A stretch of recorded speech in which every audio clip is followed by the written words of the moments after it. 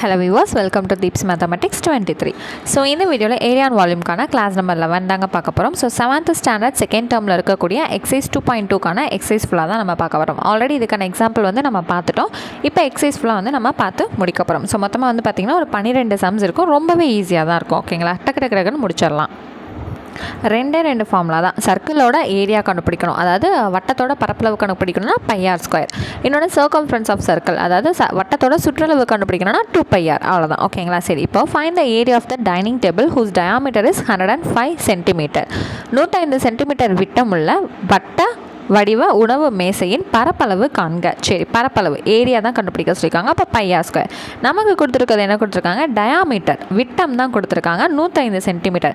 நமக்கு இங்கே சப்ஸ்டியூட் பண்ணுறதுக்கு என்ன வேணும்? 6 தான் வேணும் இல்லைங்களா? அப்போ டயாமீட்டரில் பாதி தான் நமக்கு 6ன்னு தெரியும். அப்போ என்ன பண்ணலாம்? r = d/2ங்கிற ஃபார்முலா எடுத்துக்கிட்டோன்னா 105/2. ஸோ இதை வந்து டிவைட் பண்ணி நீங்கள் டெசிமலாலாம் எடுக்க வேணாம், அதை அப்படியே கொண்டு வந்து இங்கேயே சப்ஸ்டியூட் பண்ணிடலாம். அப்போ ஏரியா தான் வேணும். பை வந்து என்னது? 22/7 × r ஸ்கொயர். r வந்து 105/2 நம்ம எடுத்திருக்கோம்.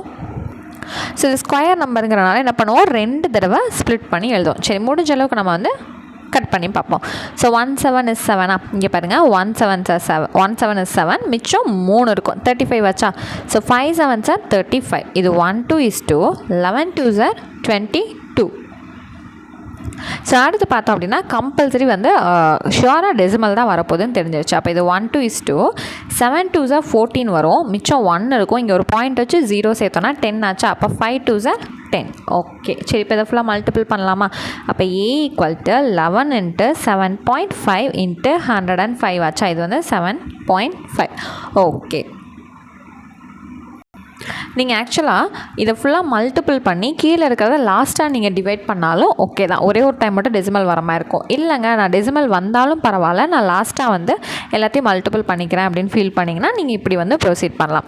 ஓகேங்களா, அதாவது நான் சொல்கிறது லாஸ்ட்டில் அந்த 2 இருந்துச்சு இல்லையா, அதை வந்து நான் மீன் பண்ணிகிட்ருக்கேன். ஓகேங்களா, ஸோ இதுக்கான ஃபைனல் அவுட்புட் வந்து என்ன வரும்னு பார்த்தீங்கன்னா, ஸோ ஃபஸ்ட்டு இந்த 105ஐயும் 75ஐயும் இந்த 7.5 75னே கன்சிடர் பண்ணிக்கலாம். 105ஐயும் 75 மல்டிபிள் பண்ணி பார்ப்போமா? 5 5s are 25. 5 இங்கே ஆல்ரெடி 0 இருக்கும், ஸோ 2 அப்படி எழுதிடும். 5 1 is 5. அடுத்து 7 5s are 35. இங்கே 0 இருக்கனால 3 அப்படியே சேர்த்துக்கோங்க. இங்கே 7. சரியா? 5 7 8 7. சரி, இது கூட இப்போ நம்ம என்ன பண்ணணும்? 11 மல்டிபிள் பண்ணணும். 7 8 7 5 கூட 11 மல்டிபிள் பண்ணணும். ஸோ 7 8 7 5, அடுத்து 7 8 7 5 ஃபுல்லாக 1ஆல் தானே மல்டிபிள் பண்ணுறோம். 5 இங்கே 12 வந்து இங்கே 1 வருங்க. 8 + 7 15, இங்கே ஒரு 16 ஆச்சா. 16 8. சரி, என்ன கிடைக்கிது? ஏரியா = 86625 கிடைக்கிது. இங்கே ஒரு டெசிமல் பாயிண்ட் இருக்கனால இங்கே நம்ம முன்னாடி என்ன பண்ணிவிடுவோம்? ஒரு பாயிண்ட் வச்சுக்கோம். ஸோ ஃபைனல் ஆன்சர் என்ன கிடைக்கிது? a = 8662.5 centimetre square. அவ்வளோதாங்க, ஏரியா ஈஸியாக கண்டுபிடிச்சிட்டோம். அவ்வளோதான். ஸோ அடுத்தது செகண்ட் சம் பாருங்கள். Calculate the area of the shot put circle whose radius is 2.135 metre. 2.135 metre ஆரமுள்ள குண்டு எறிதல் வளையத்தின் பரப்பளவை கணக்கிடுக. ஸோ ரேடியஸ், ஆரம் வந்து எவ்வளோ கொடுத்துருக்காங்க? 2.135 மீட்டர்னு கொடுத்துட்டாங்க. இதோட என்ன கண்டுபிடிக்க போகிறோம்? ஏரியா, பரப்பளவு கண்டுபிடிக்க போகிறோம். அப்போ r கொடுத்தாச்சு, ஏரியா கண்டுபிடிக்கிறதுக்கு πr ஸ்கொயர்.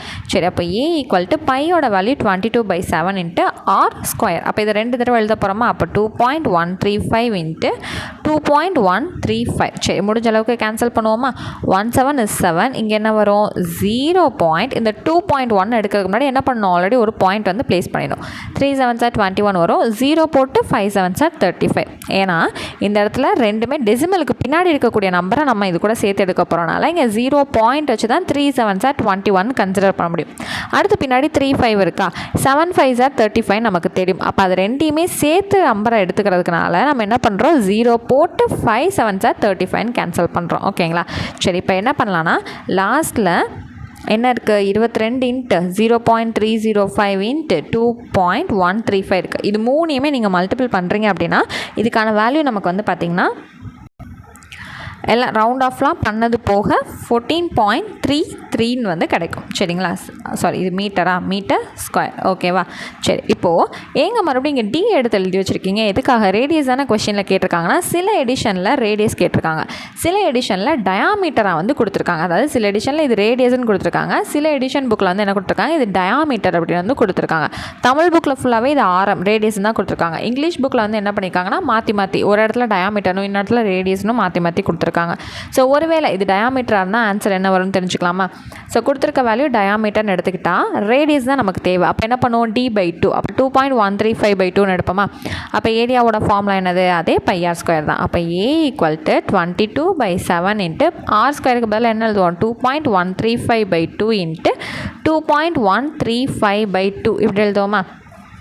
சரிங்க. ஸோ அதே போல் தான் இந்த 7ஐயும் இந்த 2.135ஐயும் கேன்சல் பண்ணால் 0.305. இங்கே எப்படி அடித்தோமோ அதே தான் இங்கே வரும். இது 1:2 11 2s 22. சரி, அடுத்து என்ன பண்ணலாம்? மறுபடியும் அந்த 2ஓடு அப்படியே கேன்சல் பண்ணி விட்டுருவோமா?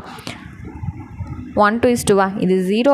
இங்கே 3 இருக்குது. 1:2 மிச்சம் 1, 5 2s 10. இங்கே 5 இருக்கா? 2 2s 4 மிச்சம் 1. ஆல்ரெடி டெசிமல் இருக்கனால 0, 5 2s 10. ஸோ என்ன வருது? 0.1525 வருதா? ஸோ இதை மொத்தமாக நீங்கள் மல்டிபிள் பண்ணுறீங்க அப்படின்னா நமக்கு கிடைக்கிற ஆன்சர் 3.581 மீட்டர் ஸ்கொயர் வந்து கிடைக்கும். ஒருவேளை கொடுத்தது ரேடியஸாக இருந்தால் இந்த ஃபார்முலா, ஒருவேளை கொடுத்தது இந்த ஆன்சர், ஒருவேளை கொடுத்தது டயாமீட்டராக இருந்தால் இந்த ஆன்சர். ஓகேங்களா? அடுத்தது third question. A sprinkler placed at the center of a flower garden sprays water covering a circular area. If the area watered is 1386 centimeter square, find its radius and diameter. ஒரு பூந்தோட்டத்தின் மையத்தில் அமைந்த நீர் தெளிப்பான் வட்ட வடிவ பகுதியில் நீரை தெளிக்கிறது. நீர் தெளிக்கப்பட்ட பகுதியின் பரப்பளவு 1386 சென்டிமீட்டர் ஸ்கொயர் எனில் அதன் ஆரம் மற்றும் விட்டம் காண்க. ஸோ ஏரியா மொத்தமாக கொடுத்துட்டாங்க, அதுக்கான ஃபார்ம்லாம் நமக்கு தெரியும். டயாமீட்டர், அதாவது இதிலிருந்து ரேடியஸ் கிடச்சிரும். அப்போ டயாமீட்டர் கண்டுபிடிக்கணும்னா அதோட ஃபார்முலா என்னது? 2r நம்ம எடுத்துக்கணும். அவ்வளோதான். நம்மள்ட்ட கேட்டிருக்கிறது ரேடியஸும் டயாமீட்டரும், ஆரமும் விட்டமும் கண்டுபிடிக்க சொல்லியிருக்காங்க. இந்த ஏரியா ஃபார்முலாவில் நீங்கள் சப்ஸ்டியூட் பண்ணிங்கனாலே ரேடியஸ் கிடச்சிரும். ரேடியஸை கொண்டு வந்து இதில் சப்ஸ்டியூட் பண்ணிங்கன்னா டயாமீட்டர் கிடச்சிரும். சரியா? அப்போ 1386 ஈக்குவல் டு இந்த பைக்கு பதிலாக 22/7 இன்ட்டு r² எழுதிக்கலாமா? சரி, அப்போ r² ஒரு பக்கமாக வச்சுட்டா 1386 இன்ட்டு இந்த 22/7 இங்கிட்டு வரும்போது 7/22.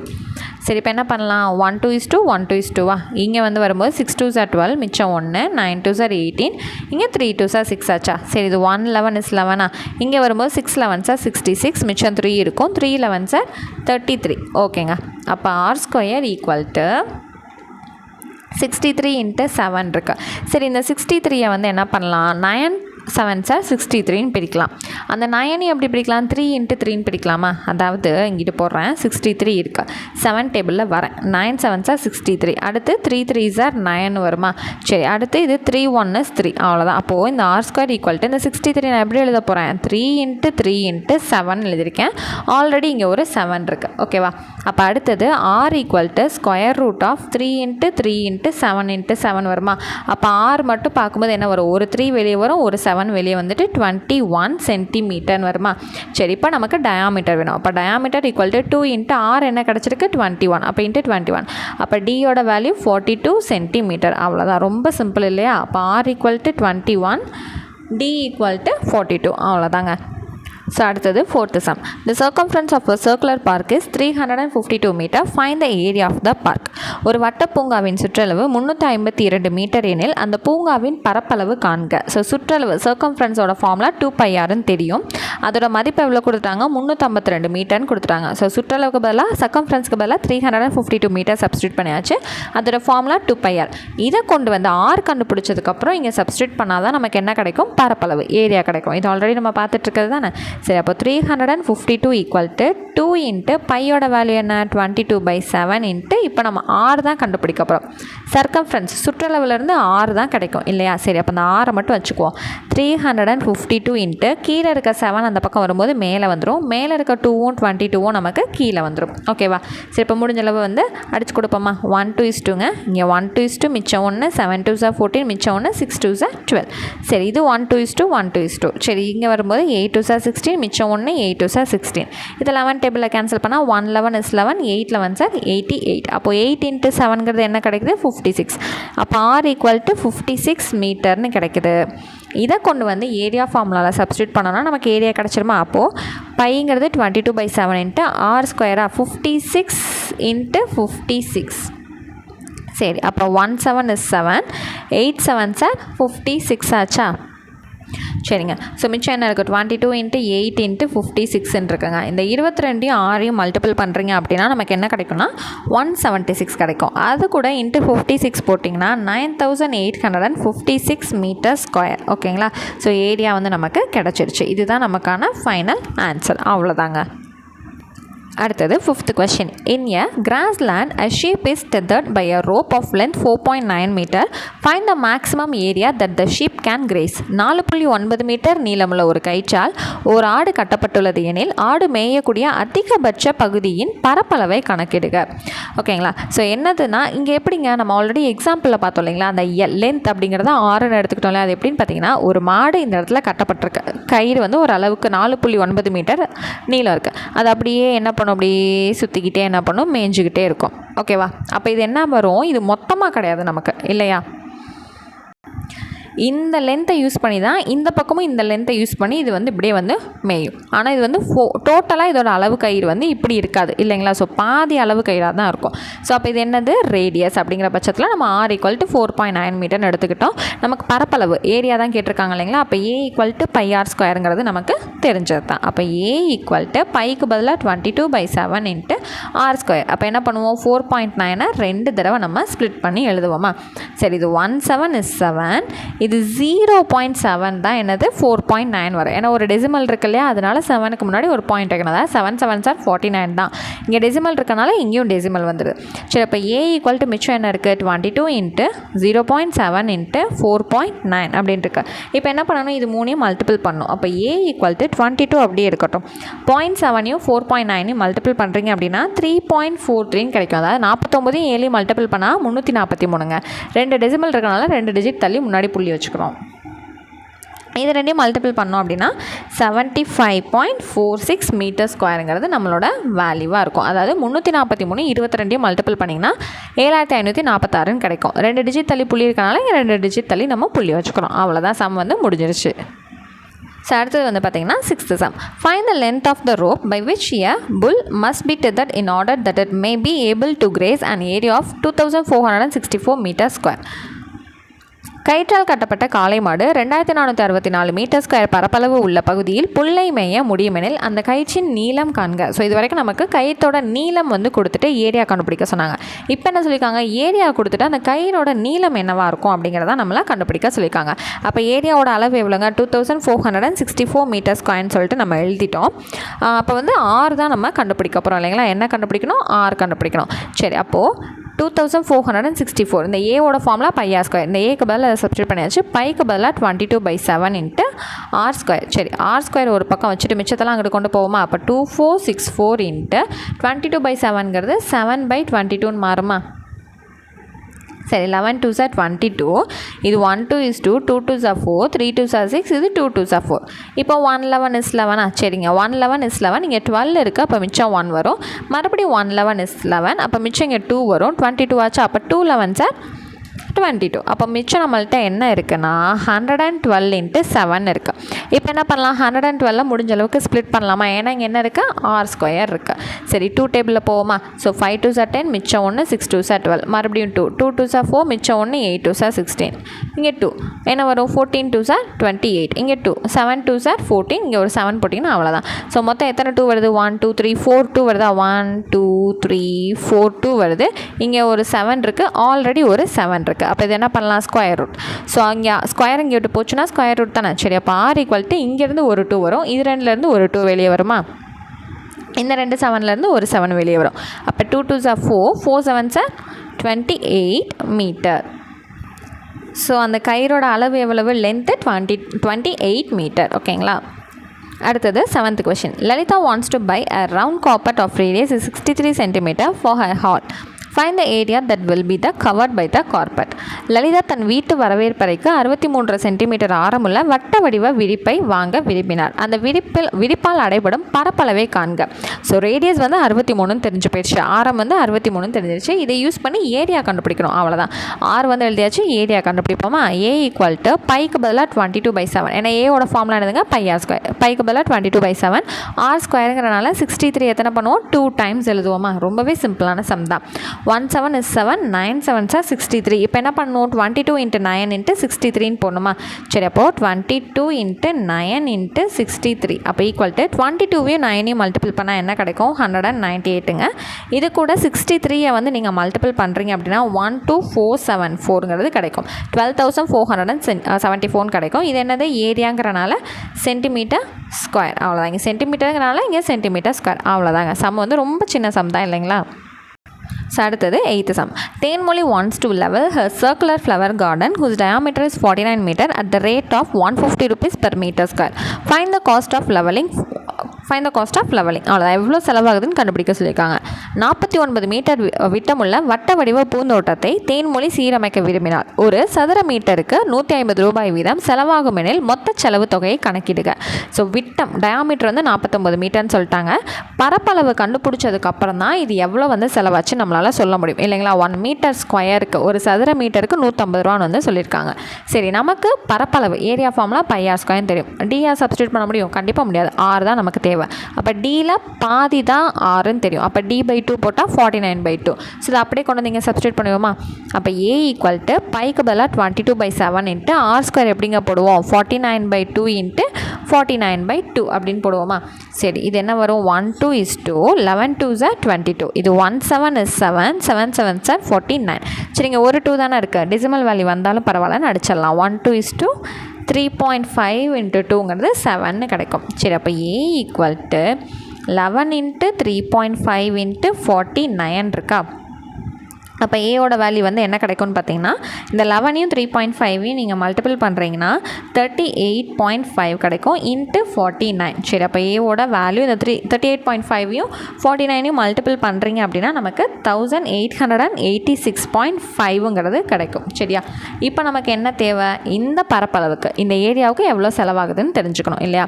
ஸோ ஒரு மீட்டர் ஸ்கொயருக்கு 150 ரூபானா இந்த 1886.5 மீட்டர் ஸ்கொயருக்கு எவ்வளோ கிடைக்கும்? அப்போ 1886.5 × 150ன்னு போட்டால் ஆன்சர் கிடச்சிடும் இல்லைங்களா?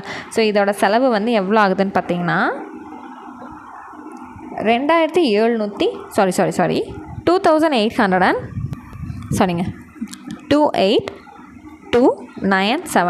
2000ல் 2,82,975 ருபீஸ் வந்து என்ன இருக்கும்? இதோட செலவாயிருக்கும். ஓகேங்களா? ஸோ இதை மல்டிபிள் பண்ணும்போது லாஸ்ட்டில் ஒரு 0 வந்திருக்கும். அந்த 0க்கு ஒரு டெசிமல் பாயிண்ட் வைக்கும்போது அது வந்து கேன்சல் ஆகி போயிருக்கும். ஓகேங்களா? ஸோ டெசிமல் வேல்யூ இல்லையே அப்படின்னு சொல்லி கன்ஃபியூஸ் ஆகக்கூடாது. ஸோ இதோட ப்ரைஸ் வந்து நான் மறுபடியும் தனியாக எடுத்து எழுதுறேன். 2,82,975 ருபீஸ். ஓகேவா? அவ்வளோதாங்க. ஸோ அடுத்தது, the floor of the circular swimming pool whose radius is 7 meter has to be cemented at the rate of 18 rupees per meter square. Find the total cost of the cementing the floor. 7 metre ஆரமுள்ள வட்ட வடிவ நீச்சல் குளத்தின் தளத்திற்கு cement பூச்ச சதுர மீட்டருக்கு 18 ரூபாய் செலவாகிறது எனில் மொத்த செலவு தொகையை கணக்கிடுக. ரேடியஸ் ஆரம் வந்து 7 மீட்டர் கொடுத்துட்டாங்க. இதில் மொத்தம் பரப்பளவு ஏரியா கண்டுபிடிச்சாதான் × 18 போட முடியும் இல்லைங்களா? சரி, அப்போ A equal to pi r square. அப்போ பைக்கு பதிலாக 22/7 × ஆர்னா 7. அப்போ ஆர் ஸ்கொயர்னா 2 தடவை விரிச்சு எழுதிடுவோமா? ஸோ 1 7க்கும் 1 7க்கும் கேன்சல் ஆகிடுது. 22 × 7ங்கிறது என்ன கிடைக்கும் நமக்கு? 22ஐயும் 7ஐயும் நீங்கள் மல்டிபிள் பண்ணுறீங்க அப்படின்னா 154 மீட்டர் ஸ்கொயர்னு கிடைக்கும். சரி, ஒரு மீட்டர் ஸ்கொயருக்கு 18 ரூபாய் அப்படின்னா 154 மீட்டர் ஸ்கொயருக்கு எவ்வளோன்னு கண்டுபிடிக்கணுமா? அப்போ 154ஐயும் 18ஐயும் என்ன பண்ணணும்? மல்டிபிள் பண்ணணும். அப்போ இதுக்கோட ரேட் வந்து ₹2772 வந்து கிடைக்கும். சரிங்களா? இது ரெண்டையும் மல்டிபிள் பண்ணால் 2772 கிடைக்கும். அதுதான் இதோட செலவு கணக்கு. ஓகேங்களா? ஸோ அடுத்து இந்த மூணுமே வந்து உங்களுக்கு ஃபார்முலாவில் இருந்து தான் அப்படியே கொடுத்துருக்காங்க. புக் பேக்கில் இருக்கனால கண்டிப்பாக இதையும் பார்த்துக்கலாம். சரிங்களா? So 10th 11th 12th 3 question தான் இதோட முடிஞ்சிருச்சு. The formula used to find the area of the circle is. வட்டத்தின் பரப்பளவுக்கான உதவும் சூத்திரம் என்னதுங்க? Pi r square. அவ்வளோதான். அடுத்தது The ratio of the area of a circle to be area of its semicircle is ஒரு வட்டத்தின் பரப்பளவிற்கு அதன் அரை வட்டத்தின் பரப்பளவிற்கும் இடையே உள்ள விகிதம் என்னன்னு பார்த்தீங்கன்னா 2:1 சரிங்களா 2:1. அடுத்தது area of circle of radius n units ஆரம் n அலகுகள் உடைய வட்டத்தின் பரப்பளவு கேட்டிருக்காங்க. ஸோ பேசிக்காக வந்து பார்த்தீங்கன்னா ஏரியா வந்து எப்படி எடுப்போம் பை ஆர் ஸ்கொயர். இங்கே ஆருக்கு பதிலாக என்ன கொடுத்துருக்காங்க என்னன்னு கொடுத்துருக்காங்க. ஸோ என்னது ஆருக்கு பதிலாக என்னன்னு போடுறீங்கன்னா அப்போ ஏ ஈக்குவல் டு என்ன வரும் பை இந்த ஆருக்கு பதிலாக என்னன்னா n ஸ்கொயர் தானே கிடைக்கும். அப்போ ஏ ஈக்குவல் டு என்னது பை n ஸ்கொயர் யூனிட்ஸ். அவ்வளோதான் முடிஞ்சதுங்களா pi n square units. So அவ்வளோதாங்க. ஸோ இந்த 2.2ங்கிற எக்ஸசைஸ் ஃபுல்லாக நம்ம கம்ப்ளீட் பண்ணிட்டோம். ஸோ நெக்ஸ்ட் கிளாஸில் நான் மீட் பண்ணுறேன். தேங்க்யூ.